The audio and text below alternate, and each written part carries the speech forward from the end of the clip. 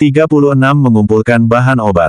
Yinsing sangat gembira. Ini adalah versi pil, penghancur penghalang Qi, yang belum pernah terlihat sebelumnya. Versi yang lebih baik, dan sebagai alkemis tingkat perunggu peringkat 3, dia dapat dengan mudah memahami efek pil peringkat 1 setelah memeriksanya beberapa saat.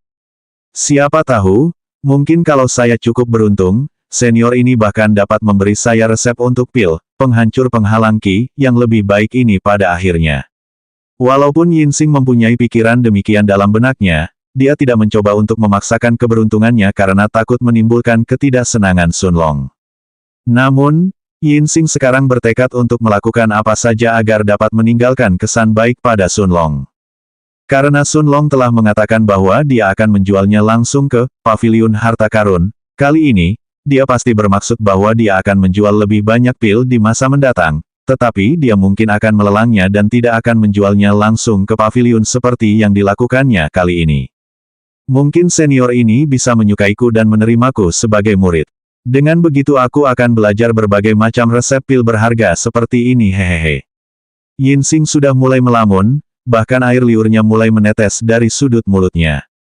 Sun Long agak jijik melihat ekspresinya, sementara wajah Mei Yi dan Wong Bo memerah karena malu. Asteris batuk. Sun Long batuk sekali untuk membangunkan Yinsing sebelum dia berkata. Saya juga perlu membeli beberapa barang dari Paviliun Harta Karun, Anda kali ini. Yinsing menyadari kesalahannya karena ini adalah pertunjukan yang sangat memalukan bagi seorang alkemis tingkat perunggu peringkat 3, jadi dia buru-buru berkata. Jangan khawatir senior, katakan saja apa yang kamu butuhkan dan aku akan pergi sendiri dan membawakan semuanya. Saat itu sebuah ide tiba-tiba muncul di benak Yinsing, saat dia mengambil sesuatu dari cincin spasialnya sebelum menyerahkannya kepada Sun Long. Senior, terimalah kartu VIP ini sebagai hadiah dari Treasure Pavilion kami. Kartu ini dapat memberikan Anda diskon 40% untuk semua barang yang Anda beli langsung dari Treasure Pavilion kami. Sayangnya, kartu VIP ini tidak termasuk dalam lelang pavilion kami, tetapi mungkin masih berguna saat senior mengunjungi pavilion kami. Sun Long tercengang dengan fitur kartu VIP ini. Kartu ini memiliki kegunaan yang sama dengan hak istimewa si gendut Fu di dalam Paviliun Harta Karun. Sun Long tertawa dan menerima kartu VIP sambil mengucapkan terima kasih pada Yinsing, sebelum menyebutkan bahan-bahan yang dia butuhkan. Saya butuh 40 set, honey fruit, blue striped grass, 5 leafed giant flower, dan grizzly growing root. Saya juga butuh white root ganoderma, blood lotus yang berusia minimal 50 tahun, fire spirit fruit, water element grass dan juga setengah botol racun, black tonguet piton, tingkat 3. Yinsing sangat gembira karena dia berhasil meninggalkan kesan baik setelah kesalahan sebelumnya, tetapi ketika dia mendengar bagian kedua dari bahan-bahan yang disebutkan Sun Long, wajahnya tiba-tiba memucat. Katanya dengan nada hampir menangis. Senior, meskipun Paviliun Harta Karun, kita memiliki beberapa bahan-bahan ini, saya tidak yakin apakah kita memiliki semua yang Anda sebutkan tadi. Sun Long sedikit kecewa karena awalnya dia berpikir bahwa dia bisa mengumpulkan semuanya di Paviliun Harta Karun, tetapi pada akhirnya, dia masih melambaikan tangannya dan berkata, "Saya mengerti, katakan saja apa yang tersedia. Saya sudah melihat Ganoderma akar putih di lantai pertama, tetapi jika Anda tidak memiliki ramuan lainnya, saya akan mengerti." Yinsing tampak lega karena seniornya begitu pengertian, dan berkata, "Senior, tolong beri saya waktu sebentar untuk memeriksa, saya akan segera kembali." Sun Long mengangguk dan Yinsing segera meninggalkan ruangan. Setengah jam kemudian, Yinsing kembali, dan saat dia melambaikan tangannya, meja yang tadinya kosong kini hampir penuh dengan ramuan obat. "Senior, ini 40 set, buah madu, rumput bergaris biru, bunga raksasa berdaun 5, dan akar tumbuh yang mengerikan. Total biayanya adalah 560 poin sekte, tetapi jika mempertimbangkan diskon 40% untuk kartu VIP senior, biaya akhirnya hanya 336 poin sekte." Kemudian Yinsing mengambil beberapa hal lagi dari cincin spasialnya saat dia memperkenalkan setiap bahan dengan penuh semangat. Ini adalah teratai darah, yang diminta senior dan sudah berusia hampir 100 tahun. Harganya dengan kartu VIP senior hanya 300 poin sekte dari 500 poin asli, sedangkan ini adalah Ganoderma akar putih, yang diminta senior dan harga akhirnya adalah 120 poin sekte. Yinsing kemudian menunjuk ke sebuah botol kecil berisi cairan hitam di atas meja dan berkata, "Senior, ini adalah racun ular piton berlidah hitam tingkat 3, dan harganya hanya 900 poin sekte. Saya juga secara khusus bertanya tentang buah roh api, dan rumput elemen air, dan meskipun saat ini keduanya tidak tersedia di Paviliun Harta Karun kami, saya sebenarnya menemukan di mana senior bisa memperolehnya." Mata Sun Long berbinar saat dia mendengar bahwa Yinsing memiliki informasi tentang dua bahan terakhir yang dia butuhkan. Jika dia benar-benar dapat memperoleh buah roh api, dan rumput elemen air, serta memurnikan pil penghancur dalam peringkat 2, maka dia akan dapat mencapai tahap pertama, tubuh abadi raja. Hanya berdasarkan kejadian yang disaksikan Sun Long dalam pikirannya, kekuatan tubuh abadi raja sungguh sangat mengejutkan. "Di mana aku bisa menemukannya?" tanya Sun Long. Meskipun nadanya berat, Yinsing tidak gagal memperhatikan kegembiraan yang tidak salah lagi dalam suaranya dan itu membuatnya bingung. Senior ini jelas seseorang yang telah mencapai setidaknya peringkat 1 tingkat perak sebagai seorang alkemis, hanya berdasarkan kesempurnaan pil penghancur penghalang ki miliknya. Meskipun buah roh api dan rumput elemen air adalah ramuan obat peringkat 2 yang relatif langka, keduanya seharusnya tidak terlalu langka bagi senior seperti itu atau memiliki daya tarik yang begitu besar baginya. Meskipun Yinsing agak bingung, dia masih menjawab pertanyaan Sun Long. "Mereka akan muncul 15 hari dari sekarang, di lelang Paviliun Harta Karun kami." 37 pertandingan arena. Sun Long sudah tertarik untuk berpartisipasi dalam pelelangan itu, tetapi sekarang setelah dia mendengar bahwa dua bahan terakhir yang dia butuhkan mungkin akan muncul di sana, menghadiri pelelangan 15 hari dari sekarang menjadi salah satu prioritas utamanya. Senior, setelah dikurangi biaya untuk 40 set tanaman obat tingkat 1, Ganoderma akar putih, teratai darah, dan racun, ular piton berlidah hitam, Paviliun Harta Karun, kita masih berutang 844 poin sekte kepada senior untuk pil penghancur penghalang ki. Yinsing berkata sambil mengeluarkan giok pengenal sekte miliknya, dan mentransfer sisanya kepada Sun Long. Sun Long kemudian tiba-tiba menyadari suatu masalah, dia tidak memiliki cincin spasial untuk membawa semua barang yang telah dibelinya hari ini. Dia menarik napas dalam-dalam saat dia menebalkan wajahnya dan berkata kepada Yinsing, "Saya juga membutuhkan tas besar." Yinsing tampak tidak mengerti sampai Sun Long menunjuk jari di tangan kanannya dan berkata, "Baru-baru ini saya mengalami kecelakaan dan cincin spasial saya dicuri. Sampai saya menemukan pelakunya dan mendapatkannya kembali, saya jelas harus membawa semuanya sendiri. Itulah sebabnya saya mengenakan jubah hitam ini, agar saya tidak dikenali saat membawa barang-barang saya." Bahkan Sun Long mengagumi dirinya sendiri dan kemampuannya untuk mengeluarkan omong kosong di siang bolong. Yinsing menunjukkan ekspresi pengertian seolah-olah dia baru saja menyadari kesulitan seniornya dan dia berkata kepada Mei Yi, "Cepat bawakan tas untuk senior." Mei Yi bergegas keluar dan segera kembali sambil membawa tas hitam besar yang diisi Sun Long dengan bahan-bahan di atas meja. Mata Yinsing dan Wong Bo berkedut, memperhatikan bahan-bahan yang bernilai lebih dari 1000 poin sekte memenuhi sebuah tas seperti barang-barang murah yang bisa Anda ambil dari pinggir jalan, tetapi mereka tidak berani mengomentarinya.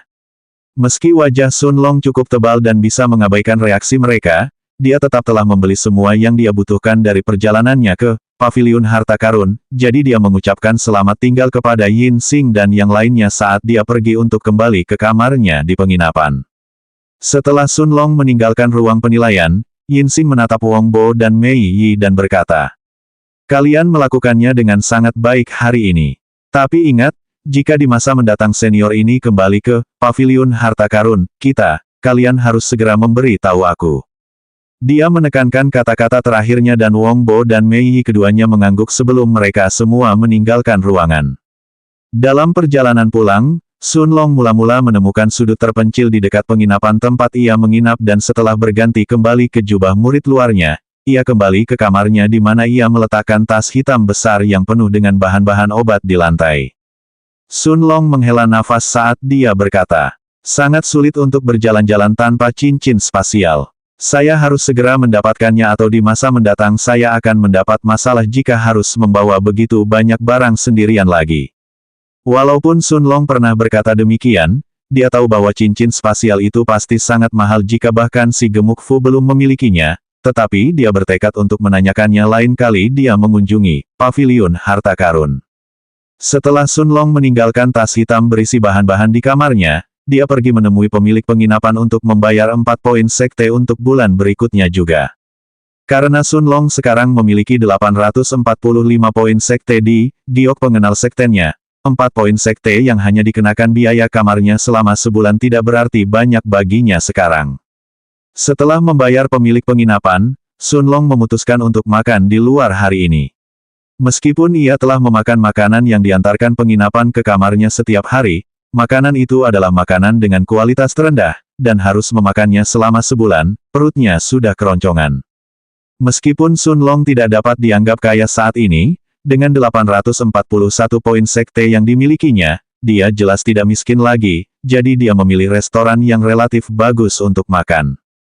Ia makan daging dan sayur-sayuran sampai ia kenyang, dan meskipun anggur di sini tidak dapat dibandingkan dengan anggur paviliun wewangian misterius, tetap saja itu jauh lebih baik daripada air putih biasa yang ia minum setiap hari selama sebulan terakhir saat ia terkunci di dalam kamarnya.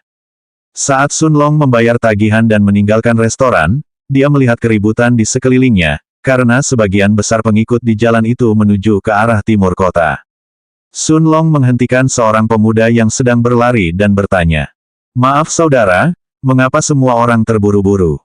Pemuda yang dihentikan Sun Long menatapnya seolah-olah dia adalah alien dan berkata, "Apa kau belum mendengarnya? Hari ini adalah pertandingan arena antara Xiao Juyan dan Lei Pong.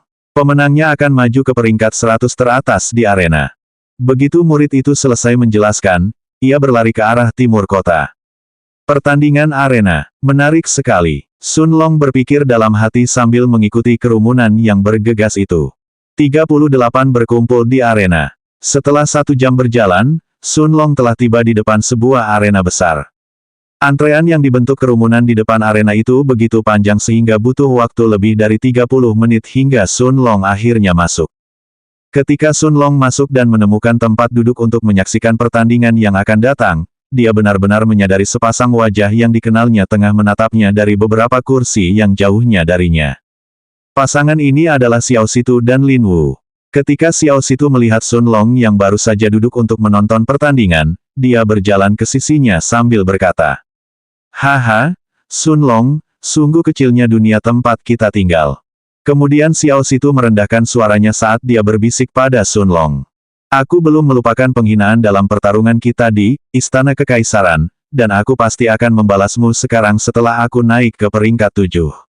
Sun Long menatap Xiao Situ dengan mengejek dan bahkan tidak repot-repot menurunkan suaranya saat dia berkata, "Tidak apa-apa, kalau kau tidak mau belajar dari kesalahanmu, kali ini aku akan menamparmu lebih keras."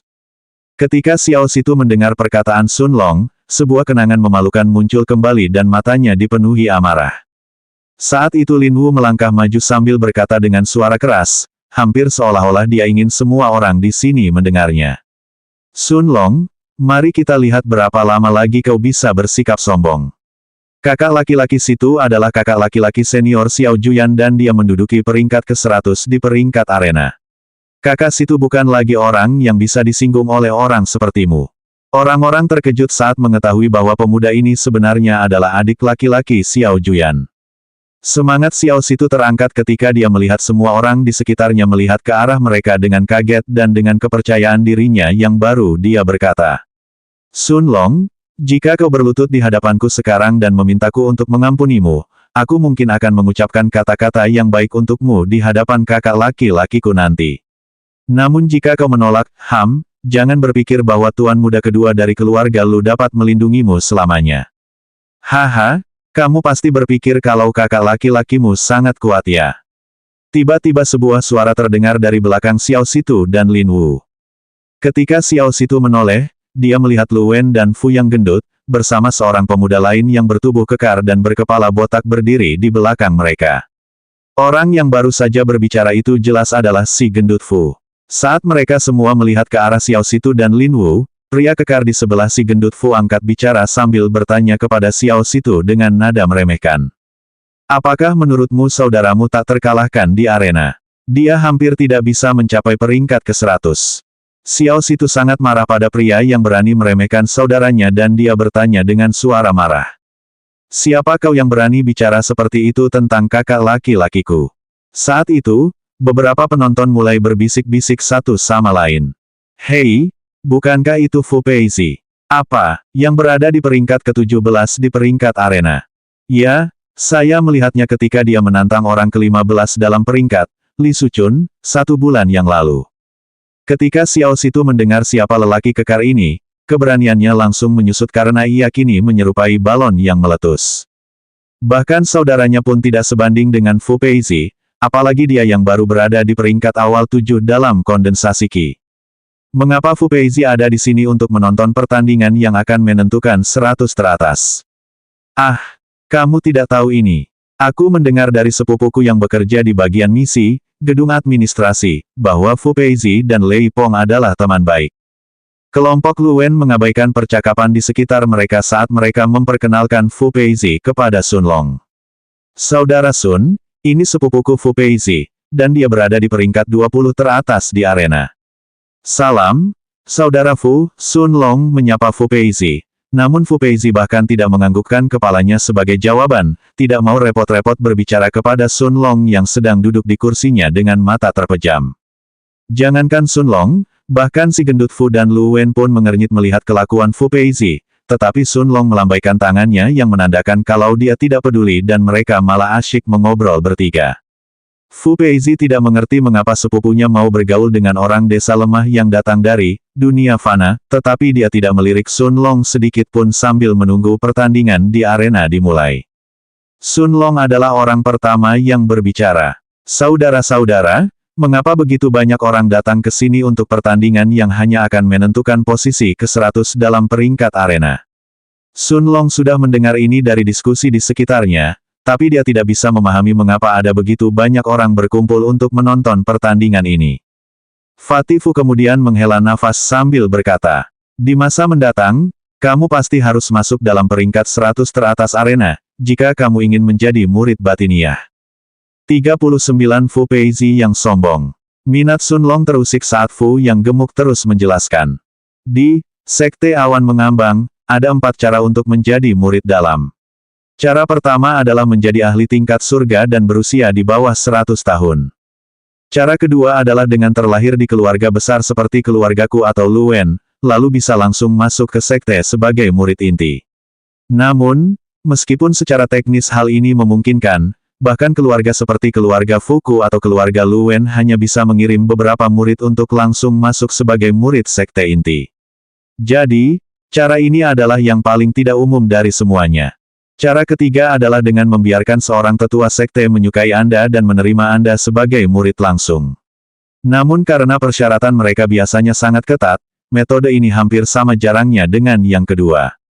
Dan cara keempat dan terakhir untuk menjadi murid sekte dalam, adalah mencapai peringkat 100 teratas di arena dan mendapatkan kesempatan untuk bertarung melawan murid sekte dalam. Sun Long kemudian bertanya, jadi jika seseorang masuk 100 peringkat teratas, mereka dapat menantang pengikut sekte dalam. Lu Wen adalah orang yang menjawab kali ini. Tidak persis seperti ini. Namun, berada di peringkat 100 teratas di arena, biasanya berarti Anda termasuk di antara 100 murid sekte luar terkuat. Di akhir tahun, Anda mungkin diberi kesempatan untuk bertarung melawan murid sekte dalam, dan tergantung pada hasil pertandingan, Anda mungkin dipromosikan menjadi murid sekte dalam dan diizinkan masuk ke kota bagian dalam. Sun Long melihat sekelilingnya sambil berseru. Jadi itulah alasan arena ini begitu penuh, meskipun itu hanya pertandingan untuk 100 teratas. Hanya 100 teratas. Sekte ini memiliki lebih dari 200.000 murid sekte luar. Apakah mudah untuk menjadi salah satu dari 100 teratas? Kali ini Fu Peizi yang berbicara dengan kemarahan yang tak terselubung dalam suaranya. Sun Long mengerti bahwa dia secara tidak sengaja meremehkan 100 teratas dan itulah mengapa Fu Peizi tampak marah, namun dia tidak mau mundur saat dia menjawab. Ah begitu, jadi 100 teratas pasti sangat menakjubkan dan tak tersentuh oleh manusia sepertiku di matamu, kan? Kalau begitu, apa arti murid sekte dalam bagimu? Dewa.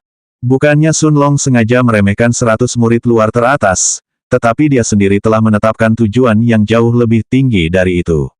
Tidak mungkin dia akan berhenti di kota luar, Sekte Awan Mengambang. Tujuannya adalah menjadi begitu kuat sehingga tidak ada orang lain yang dapat menentukan nasibnya, dan dia tahu bahwa dia sudah memiliki sarana untuk mencapainya dengan berlatih sekeras mungkin dalam teknik jam pasir raja. Bagaimana dengan orang-orang seperti Fu Peizi yang sudah merasa puas diri dengan berada di peringkat 20 teratas di arena? Cepat atau lambat, ia akan dikalahkan oleh orang lain dengan mentalitas seperti itu. Dunia kultivasi adalah dunia yang kejam dan tidak jauh berbeda dengan dunia fana, dalam artian Anda akan makan atau dimakan. Jika Anda tidak berusaha menjadi lebih kuat, orang lain akan menentukan nasib Anda di masa depan. Tepat sekali, di mataku, kau dan semua orang dari dunia fana, semuanya semut. Bahkan Xiao Juyan itu hanyalah semut yang sedikit lebih besar di mataku. Aku hanya ingin menjadi lebih kuat saat aku naik peringkat di arena, dan satu-satunya lawanku adalah mereka yang berada di peringkat 15 teratas. Aku tidak menganggap kalian sebagai lawan karena kalian bahkan tidak layak untuk berbicara denganku. Aku tidak tahu apa yang dilihat Tuan Muda dalam dirimu, tetapi di mataku, kau tidak akan pernah lebih dari seekor semut. Setelah dia selesai berbicara, Fu Peizi berdiri dan pergi. Saudara Sun, maafkan saya. Dia biasanya sombong, tetapi kali ini dia bertindak keterlaluan. Meskipun saya belum cukup kuat untuk memberinya pelajaran, saya akan memastikan dia mendapatkan balasan yang setimpal setelah kita kembali ke keluarga. Mata Fatifu hampir menyemburkan api saat dia melihat punggung Fu Peizi. Namun Sun Long hanya menggelengkan kepalanya. Itu bukan salahmu, jadi apa yang membuatmu minta maaf? Jelas dia terlalu sombong dan dia tidak menganggap siapapun penting di sini, tetapi aku akan memastikan untuk mengajarinya di masa depan, betapa salahnya kata-katanya hari ini. Benar, dengan bakat saudara Sun, kamu tidak akan memakan waktu terlalu lama untuk mencapai tahap akhir tingkat bumi karena kamu sudah berada di puncak peringkat 6 dalam kondensasi Qi. Sebelum Sun Long bisa menanggapi perkataan si gendut Fu, seruan tiba-tiba terdengar dari kerumunan saat dua pemuda telah melangkah ke tengah arena. 40 rahasia terbuka, itu Xiao Juyan dan Lei Pong. Orang-orang di kerumunan berseru saat semua orang melihat ke tengah arena. Di sana, dua pemuda berdiri berhadapan satu sama lain. Keduanya mengenakan jubah kuning, namun masing-masing dari mereka membawa senjata yang berbeda di punggung mereka. Salah satu dari mereka cukup tampan dan membawa palu besi di punggungnya. Sun Long langsung mengerti siapa pria ini, karena wajahnya sangat mirip dengan Xiao Situ. Orang itu adalah Xiao Juyan, kata Lu Wen sambil menunjuk ke arah orang yang membawa palu di punggungnya. Tentu saja, pikir Sun Long sambil menganggukkan kepalanya. Orang dengan rambut pirang dan tombak di punggungnya adalah Lei Pong yang berada di peringkat 101 di peringkat arena. Fatifu menyela dan saat dia hendak melanjutkan penjelasannya, Xiao Juyan mulai berbicara. Lei Pong, apakah kamu benar-benar berpikir bahwa kamu memiliki kesempatan untuk melawanku? Kamu telah kalah dariku sekali dan kamu pasti akan kalah lagi untuk kedua kalinya. Xiao Juyan, jangan berpikir bahwa aku orang yang sama seperti 4 bulan yang lalu. Kamu sudah berada di puncak peringkat 5 tingkat bumi sementara aku hanya berada di tahap tengah peringkat 5. Namun, hari ini, hasilnya akan berbeda. Baiklah, tunjukkan padaku bagaimana keadaan akan berbeda kali ini, kata Xiao Juyan dengan nada mengejek, saat seluruh tubuhnya mulai berubah menjadi substansi seperti batu, sementara dia memegang palunya di tangannya. Ini adalah tubuh batu, Xiao Juyan. Di alam yang sama, hampir tidak ada serangan yang dapat menembus pertahanannya dan melukainya. Itu belum pasti. Teknik tombak petir, Lei Pong sangat kuat. Sekarang dia juga telah mencapai puncak peringkat 5 di tingkat bumi, dia pasti bisa menang kali ini. Kerumunan itu kemudian berdiskusi tentang bagaimana pertempuran akan berlangsung ketika Lei Pong mengeluarkan tombaknya dan menyerbu ke arah Xiao Juyan. Gaya bertarung mereka sangat berbeda. Lei Pong fokus menyerang, sedangkan Xiao Juyan fokus bertahan. Tepat saat Lu Wen selesai berbicara, Lei Pong telah tiba di depan Xiao Juyan dan tombaknya menusuk ke arah dada Xiao Juyan. Xiao Juyan terhuyung mundur 6 langkah sambil memuntahkan darah. Tidak ada lubang di tubuh batunya, tetapi beberapa bagian, baju zirah batunya, hancur saat jatuh ke tanah setelah serangan Lei Pong mengenai sasaran. Wajah Xiao Situ dan Lin Wu memucat ketika mereka melihat Xiao Juyan terluka. Namun, Xiao Juyan tidak terlihat merasakan sakit yang hebat dan tubuh batunya perlahan pulih, saat dia melihat Lei Pong dan berkata, "Seranganmu kuat tapi sayang sekali kau masih belum sebanding denganku." Lei Pong menatapnya dengan percaya diri dan menjawab, "Bukankah kau baru saja memuntahkan darah dari satu seranganku? Aku ingin melihat apa yang membuatmu bersikap sombong di hadapanku." Namun, saat Lei Pong hendak menyerang lagi, aura di tubuh Xiao Juyan mulai naik semakin tinggi, dari puncak peringkat 5, hingga stabil di peringkat awal 6 tahap bumi. Lei Pong tidak menghentikan gerakannya saat dia menyerang lagi, tetapi jauh di matanya, jejak kemarahan serta kesedihan dapat terlihat. Xiao Juyan dengan mudah menangkis serangan Lei Pong dengan palunya, saat dia mengirim pukulan ke dada Lei Pong, yang kemudian terlempar ke tepi arena. Lei Pong berdiri, dengan darah mengalir dari bibirnya saat dia bertanya, "Kapan Anda mencapai tahap awal peringkat 6? Xiao Juyan tidak menjawab pertanyaannya, tapi dia malah bertanya sendiri. "Apakah kamu pikir kamu satu-satunya yang mengalami kemajuan di sini? Bahkan jika kamu berada di tahap awal peringkat 6, kamu tidak akan memiliki kesempatan melawan murid dalam 5 bulan dari sekarang, jadi berhentilah bersikap begitu sombong." Lei Pong jengkel saat mengatakan ini. "Apakah aku sepadan dengan murid batinia atau tidak, seharusnya tidak menjadi masalah bagi orang sepertimu yang bahkan tidak bisa mencapai 100 teratas, bukan?" Lei Pong dengan sedih meninggalkan arena, sementara Xiao Situ dan Lin Wu dengan cepat bergegas memberi selamat kepada Xiao Juyan, sebelum mereka dengan santai berjalan keluar dari arena. Sun Long hendak mengucapkan selamat tinggal pada si gendut Fu dan Lu Wen, saat si gendut Fu menatap Sun Long dengan serius. "Saudaraku, kamu harus berusaha sebaik mungkin dan meningkatkan kekuatanmu semaksimal mungkin. Aku pernah mendengar bahwa seorang alkemis di Paviliun Harta Karun, kita entah bagaimana menemukan pil, penghancur penghalang ki, yang lebih baik yang dapat memungkinkan orang untuk langsung memasuki tahap awal dan bahkan tahap tengah peringkat 7 dalam kondensasi ki. Aku mencoba membeli satu untukmu, tetapi semuanya dibeli oleh beberapa petinggi di sekte itu." Sun Long dan Lu Wen sama-sama tercengang oleh kata-kata si gendut, dan perasaan hangat mulai menyebar di hati Sun Long. "Apa yang akan kukatakan kepadamu adalah rahasia umum, jadi perhatikan baik-baik. Kau harus meningkatkan kekuatanmu sebanyak mungkin dalam 2 bulan ke depan. Karena masih ada 2 bulan lagi sebelum ujian sekte luar dimulai. Selanjutnya bab 41 pemeriksaan sekte luar."